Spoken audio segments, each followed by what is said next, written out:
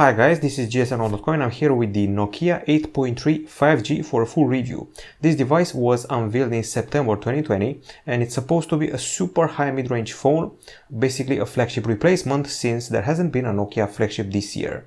Now it's got a pretty big design, it's got a big screen and a quad camera at the back side. At the same time it's got a famous CPU, the Qualcomm Snapdragon 765 inside. Okay, so the price tag is around $700, although there have been some price reductions these days on account of Black Friday. So first of all, I'm going to address the design. The hue you're seeing here is called Polar Night. It's inspired by the Finnish nights, and the phone is quite massive. It's 9mm in thickness and weighs a hefty 220 grams. It's a bit elegant and it's got mysterious vibes. That's what the back exudes, but it's also huge and a bit slippery. I would also say that it will barely fit the pocket of your pants. That's how big it is. It doesn't have IP60 certification, just so you know, so it won't take water and dust very well. The buttons are pretty comfy. The volume ones on the right side, and also the flat power button here, which holds the fingerprint scanner, and we also have an extra button here which is supposed to serve you with Google Assistant. Okay, so there's that. The back side draws a lot of lint, and especially around the camera area there will always be some small specks of dust here. It's a stylish phone for sure, but it's very big. Now, as far as the display is concerned, what you're seeing here is an IPS LCD, 6.81 inches, possibly the biggest diagonal I've seen on a mid-range phone this year, 2400 over 1080 pixels, and no gimmick. There's no high refresh rate, there's no HDR, nothing, just Full HD, and that's it. Now let's put it to the test and watch a video and see what it can do. Okay, so we have this test video here. And here we go. The good news is that we're not bothered by the punch hole here in the left corner. And as you can see, the experience is rather immersive. I would say that we have pretty well calibrated colors and pretty realistic colors, at the same time pretty vivid. There's a bit of a chin here which may distract you from your viewing. And I would say that the wide view angles are present, which is rather typical for LCD. And the contrast was only decent this time in the sun. And the brightness is, I would say, good indoors, but not that good outdoors on a sunnier day. We have a pixel arrangement which is of the RGB stripes variety. And we also did a brightness test with the lux meter and achieved only 413 lux units, which places us on the 225th spot in our hierarchy. It may beat the Motorola One Fusion Plus and also the OnePlus Nord, plus the Nokia 8.1, but it stays below the Huawei P40 Lite and below the Xiaomi Mi 10 Lite 5G and the Motorola Edge.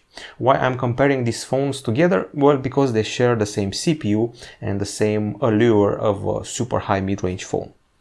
Okay, so if you also want to tweak the screen experience, you can go to the settings, you have your display here, and you got features like the dark theme, night light, adaptive brightness, white balance, so you can play with the color temperature on your phone. So overall, I'm pretty underwhelmed by the brightness. I would say it's just okay, just barely above the mark, which we consider to be good, but definitely not a memorable screen.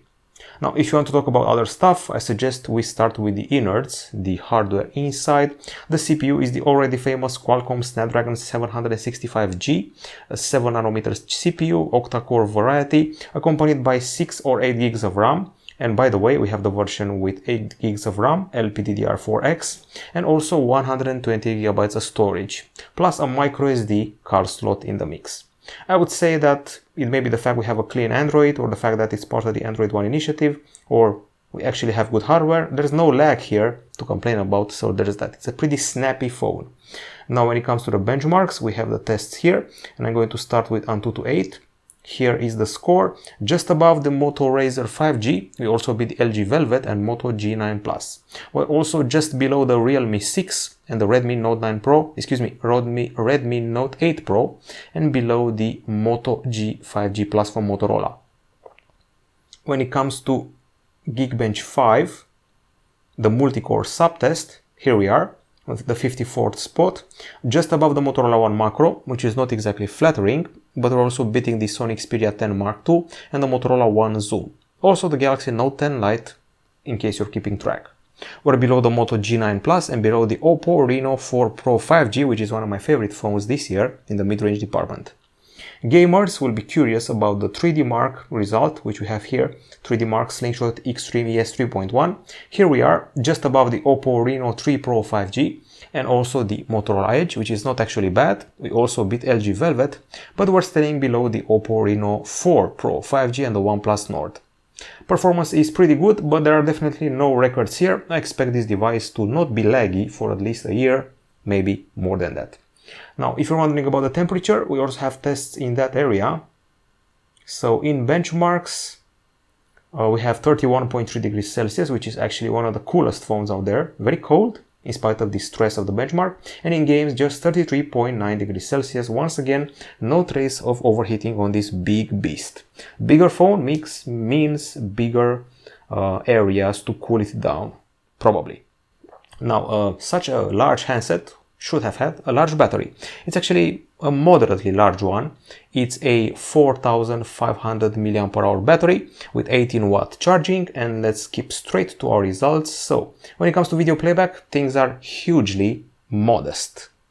9 hours and 52 minutes. This is just poor. As you can see from the placement here, 230 spot.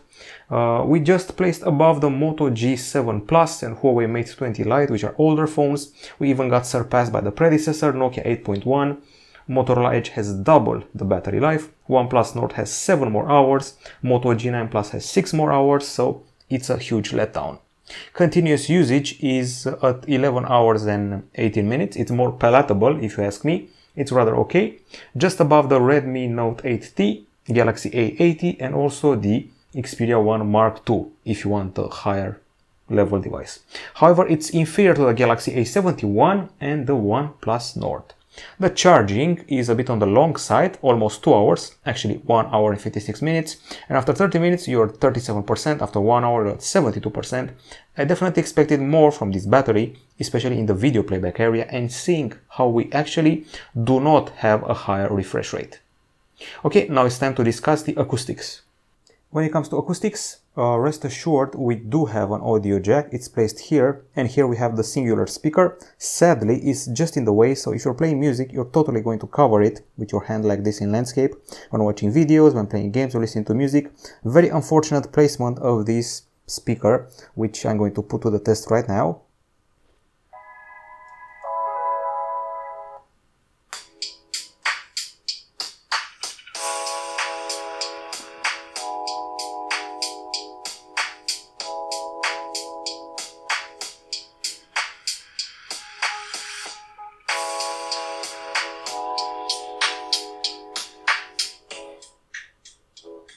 So when you're holding the device like this, you're covering the speaker,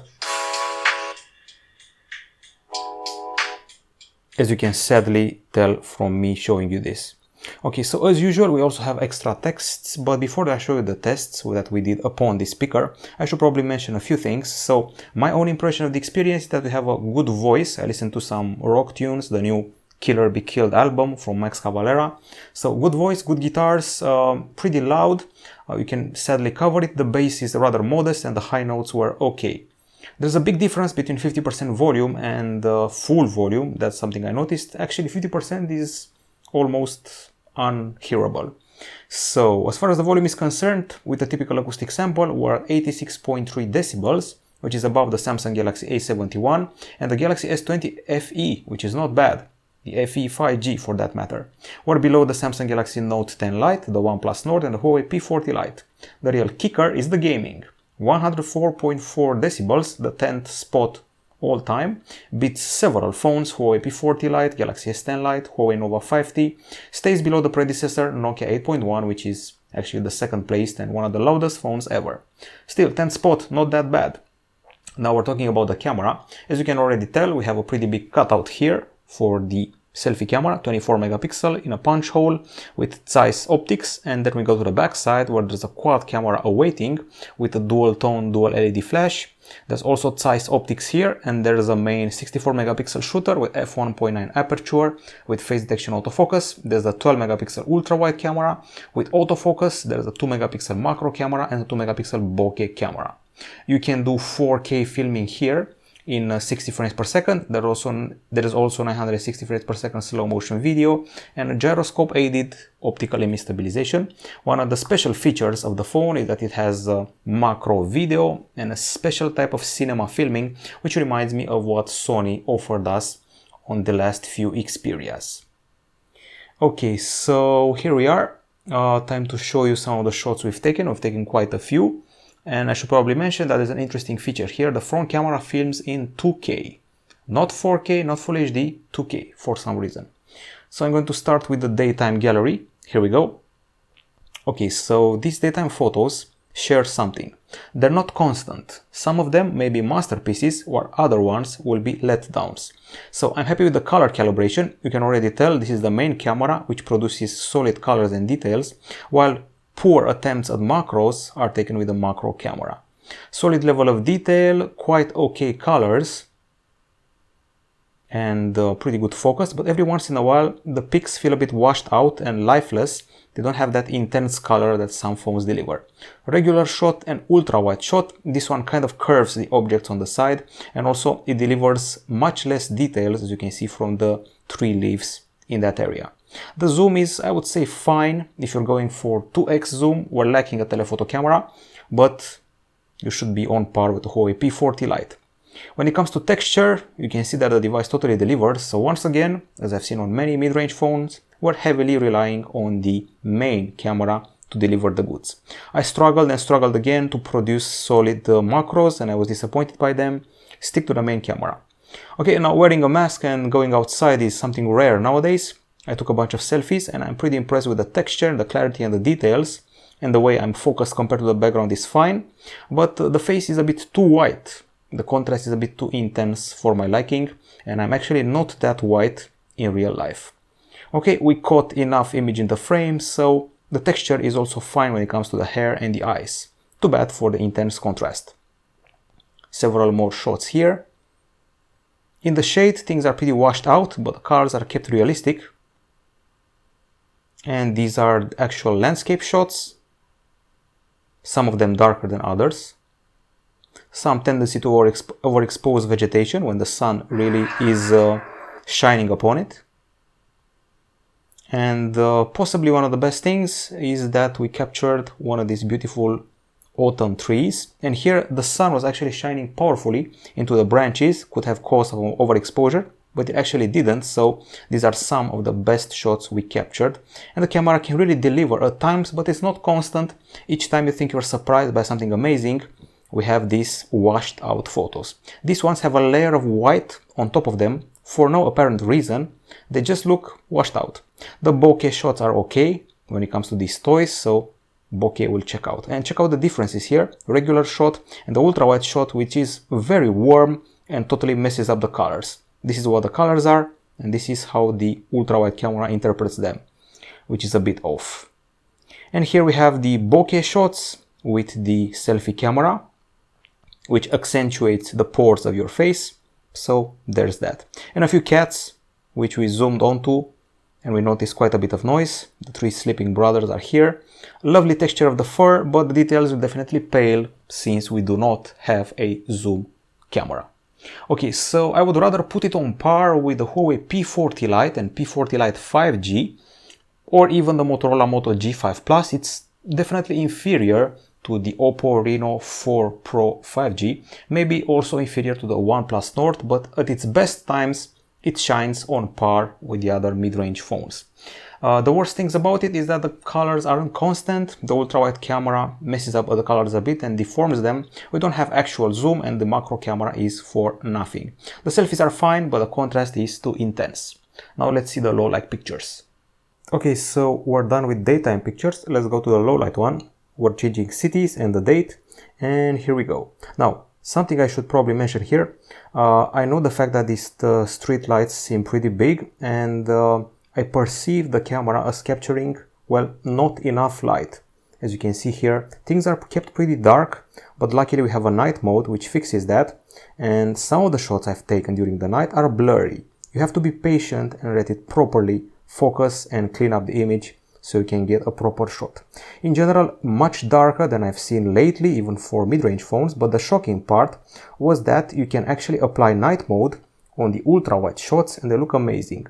In general, ultra-wide shots are pretty poor on all phones, even flagships. Well, this one actually seems to handle them like a champ when the night mode is activated. But every once in a while, every 5th or 10th photo, you'll get a moved shot if you hurry too much and don't let it take the shot as it should. So I would say we have some surprises in the low light capture, which is actually not that bad, but it's not constant, something I said for the daytime photo as well. It doesn't deliver all the time, it just shines in the most unexpected situations. Okay, so here for example it handles the light sources pretty well, but when it comes to the ultra wide, as you can see, this is too powerful of a light for it. Luckily, we also have things like this, so you can fix lighting just with a single press, and the magic of AI can do things for you. Okay, so we have several more shots here, when you can see the camera once again shining in ultra-wide mode, even though I'll say it again, if you're not patient enough, you'll blur things. Also, I noticed that some of the shots I've taken are a bit red for some reason. They're a bit more orange, red and warm than I'm used to seeing. This one, for example, has a bit of a red hue. This is okay, and this is actually with huge halos, which happen when you're taking an ultra-wide shot, which is not using the night mode. Some good, some bad, but overall, I would say just above the Galaxy A71 and A51. Enough said about the photos. Let's talk about the videos, and we can go here because we have, I think I filmed too much. I have 20 video samples here, so let's take them one by one. This is actually one of my favorite. This is one of the best slow motions I've taken all year, believe it or not. The way the drops are falling here is pretty convincing. Finally, a slow motion, a super slow motion, where the quality, the image is pretty crisp. We don't have quality loss. Something I attempted multiple times was the stabilization test. I wasn't convinced at first, so this is the... I should probably mention something. The microphones on this device are crazy. They're able to capture separate voices on top of a moving car, on top of screaming birds, children in the park. Now this on this small screen may look like an okay filming when it comes to stabilization, but if you look closely at the ground, you'll see it vibrates when we're moving. Don't get me wrong, it's not the worst stabilization in the world, but I expected just a bit more from the powerhouse that Nokia was. And the trees, as you can see, are a bit vibrating in the background. Okay, so we also have a Full HD sample here. Most of the videos were 4K. This is Full HD. It's definitely overexposed, not many details, so you want to stick to 4K for sure. I actually noticed some refocus here and there, nothing major, but I actually did see it. This is the selfie video, which is actually not bad, especially if you're shooting in 2K. I have the same complaint I had with the Galaxy A71 and A51. Everything is pitch perfect, clarity, colors, stabilization, texture, focus. However, the contrast is too intense, my face is too white, and that's basically my only complaint. You can do some vlogging with it, provided that this is fixed. I did multiple attempts at macro videos, wasn't very impressed, so let's leave that aside. And I totally loved the cinematic videos. This is Full HD 60 frames per second, quite a bit of a letdown. This is one of those cinematic videos, one of the special features of the phone, and possibly its best aspect. It also applies a sort of filter. It makes it feel like one of those old-timey movies, and it's actually getting to my heart in the best way possible. So the areas where it shine are the selfie video and the cinema video, and there's that. Enough details in the 4K videos. Stick to 4K, don't use the Full HD. Stabilization is just okay, just passable. Now we're going to the low light, and before that I want to highlight that the Oppo Reno 4 Pro 5G films better than this phone. It has godly stabilization.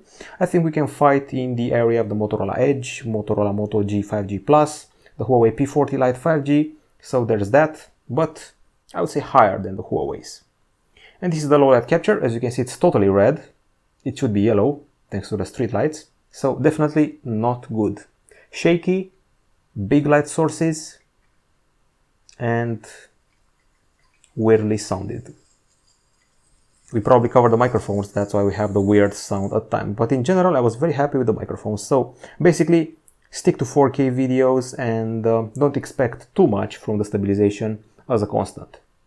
As far as connectivity is concerned, this baby has 4G, also 5G, has dual SIM slots, and it also comes with Wi-Fi dual band. It offers you Bluetooth 5.0, there's also GPS, NFC, Wi-Fi Direct, and the bottom port is an USB-C 2.0. The calls were pretty loud and clear, if you ask me, and we also did a bunch of speed tests, so let's see what came out of those. We go here, we have the screenshots, and here we go. These are the results we achieved. So as far as the Wi-Fi is concerned, we scored 432 megapsecond downloads, 24.8 megapsecond uploads, and on 4G 252 over 30.5 megaperseconds. I would say actually 31.1 was the highest value in upload. Actually, I would say that these results are pretty solid, so we achieved something that flagships can do. So on the connectivity front, I have actually no complaints. Okay, enough about that. Let's talk about the software. Software-wise, this device runs on Android 10 with a pretty clean and stock interface, and also with the fact that it's part of the Android One initiative, meaning it will get the software updates pretty fast and for a pretty long time, especially the security ones. The leftmost home screen is the one that packs your Google News and your most useful information. You can keep pressed on the screen in order to trigger the widgets, which are of course stock Android. As you can see, we're navigating using gestures. We don't have the usual buttons here. It's an option. And let's see what else. For multitasking, you do the semi-swipe and you got this carousel here. And you can also apply the option of having split screen windows. For security's sake, we have the side-placed fingerprint scanner here in the power button, and it works like this. Pretty fast and accurate. And if you swipe down, you'll get to the notifications and quick settings, once again in a stock affair. Now, if you go here, you got your typical settings. I won't say the word stock again, but you already guessed it. Everything is ordinary, as you'd see on another clean, vanilla Android device. We also have digital well-being and parental controls and a slew of other features, including those related to the sound, display, battery, apps, and notifications. Okay, so this is pretty much it. We also have a dedicated Google Assistant button here, which is a trend I've been seeing on LG and Nokia phones lately. Let's see what else we have here. Okay, so we covered everything as far as the pre-installed apps are concerned. Just the typical Google package. We got your Assistant, we got your Chrome, we also have Files, there's Drive, there's also Gmail, Google One, Lens, Maps, and Measure, which is actually new. Haven't seen it on another Android device before. With Measure, you can actually measure distances and, well, I think you can also measure objects and areas. So you should aim it at the surface with more texture or color. I think I'm going to have to get used to this in the near future. Aside from that, we also have Netflix pre-installed here, and Photos, and of course YouTube Music, and Spotify, plus podcasts. Okay, this is pretty much it. And just as we proceed towards the verdict, I should probably show you some games on this handset. I've already installed the most recent Shadow Fight. If you're into fighters, it's not just Mortal Kombat or Injustice out there, there's also Shadow Fight Arena. Okay, so I think I'm going to have to select my character unless I already have. Okay. And since this is the verdict, I think it's time to talk about the pros and cons. Now, on the pro side, we obviously have a beautiful looking backside. We have a large screen, which is always welcome when you're dealing with persons who want to watch videos on the device and want to play games like this one here, where I'm getting beaten up pretty much. And other things we're mentioning in the Pro section, well, the device is pretty powerful. You already know what this CPU can do, the Snapdragon 765G. And we also have 5G connectivity. There's no overheating. We have a pretty loud speaker at the bottom side. And I should probably also mention that the brightness is okay for the screen, and we have an audio jack, we have a micro SD card slot. Those are all pros, and the main camera actually delivers pretty okay in the high mid-range department. The 4K videos have enough details for me, and the selfie videos were satisfying, as were the selfie photos. I love the slow motion, I love the clean OS and the fast connectivity, and those are the pros. You may think by now that I'm actually impressed by this phone. Well, I'm actually not that much, because we have a lot of cons. On the con side, the phone is too big and too heavy, it doesn't have IP68 certification, it's quite slippery, and it draws a lot of fingerprints on its backside, especially around the camera area. It doesn't have 90 Hz, it doesn't have HDR, it has a rather poor battery considering its size and the expectations. It charges in a pretty long time, it doesn't have stereo speakers, the speaker at the bottom is easy to cover, the macro capture is definitely underwhelming, and the camera overall is not constant, so that's a bummer. Even though you may succeed in taking some impressive shots, there will be some times where we will be let down by the experience. Okay, so aside from that, I would say the stabilization wasn't as good as expected, and this will end the list of cons which I have for this handset. So the conclusion, as I seem to be getting totally beat up here, the conclusion about this phone is that it feels like a 7. If I'm being generous, it may be a 7.5. That's the conclusion you get here. It should have been an excellent phone for watching Netflix. You got a big screen, you should have a big battery, but sadly, the battery life is not enough. In the end, you're left with a phone that has a very high performance. It could work for gaming, 4K video capture, pretty good selfies, pretty good main camera pictures, but overall I expected so much more. I was actually more impressed by the predecessor, by the Nokia 8.1, and this one has some very solid rivals in a similar price range, some of them with a Snapdragon 865 CPU, like the Xiaomi Mi 10T and the Mi 10T Pro, which are definitely a better choice than this model. So sadly, Nokia, or better said HMD Global, hasn't managed to deliver a proper super high mid-range phone. I would actually go ahead and buy the Oppo Reno 4 Pro 5G or one of those Xiaomi Mi 10T. So this is it, there you have it. This is the verdict from jsno.com. A 7.5 tops for this Nokia 8.3 5G, sadly. Bye bye.